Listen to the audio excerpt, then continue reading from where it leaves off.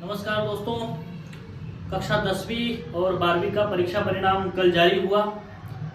जितने भी विद्यार्थियों ने सफलता प्राप्त की है उन सबको बहुत बहुत शुभकामना हमारे YouTube चैनल की तरफ से। और कहीं ना कहीं इस बार का जो रिजल्ट है वो डिसअपॉइंटेड है। बहुत सारे विद्यार्थी इसको लेकर के खुश नहीं हैं, तो उसी के बारे में हम आज बात करने वाले हैं कि उनको परेशान होने की आवश्यकता नहीं है।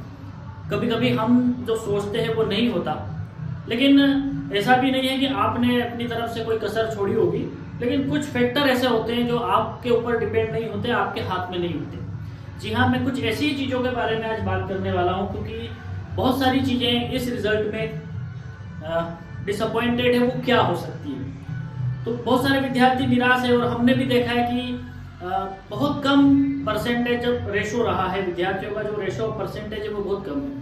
खास करके जिन भी स्कूलों ने 100% रिजल्ट दिया था वो भी 80%, या ओवरऑल अगर हम गवर्नमेंट स्कूल की बात करें तो लगभग 55 और 55-56, प्राइवेट स्कूलों की बात करें तो उनसे थोड़ा सा 2-3% कम।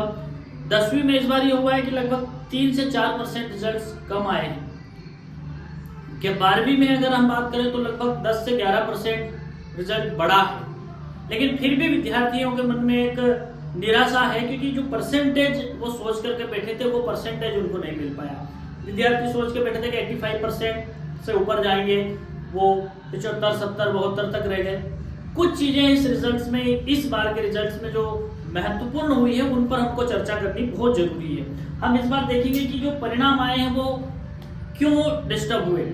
सबसे पहली चीज हमको ये समझना पड़ेगी, जितने भी विद्यार्थी है, कि इस बार जो टाइम था वो आप सबको पता है कि 1 महीना वैसे कम हो गया था। एक अच्छे पढ़ने वाले विद्यार्थी के लिए 30 दिन कम होना एक बहुत बड़ी बात होती है। आप खुद धीरे धीरे समझेंगे कि कहाँ से शुरुआत हुई, क्योंकि अदर राज्यों में नहीं हुआ, लेकिन मध्य प्रदेश गैर जिम्मेदाराना चीजों के लिए जाना जाता है।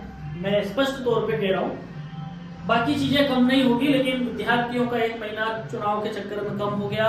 बहुत सारे कंटेंट्स उनके क्लियर नहीं हो पाए, तो एक बड़ा फैक्टर है जिसने रिजल्ट को डिस्टर्ब किया है।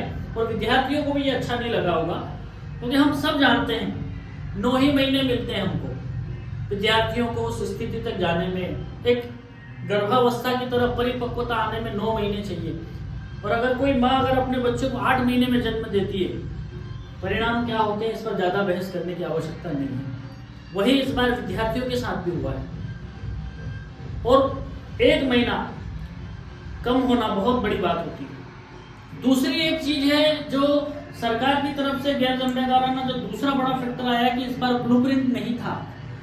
जो भी शिक्षक साथी सुन रहे होंगे, स्टूडेंट्स सुन रहे होंगे, उन सबको बताया कि इस बार ब्लूप्रिंट्स नहीं है, क्योंकि ब्लूप्रिंट्स से प्रिपेयरिंग करने में, तैयारी करने में बहुत मदद मिलती है। लेकिन इस बार हमारे पास में ब्लूप्रिंट नहीं आया। एज ए टीचर मैं इस बात को एक्सेप्ट करता हूँ कि अगर हमारे पास में ब्लूप्रिंट्स होता तो रिजल्ट्स बहुत अच्छा हम दे सकते थे। दूसरी चीज, जो MCQ जो क्वेश्चन आते हैं वो इंट्रो में से पूछे गए थे, और अब हमारे यहाँ अक्सर इंट्रो हम पढ़ते नहीं है लेसन का।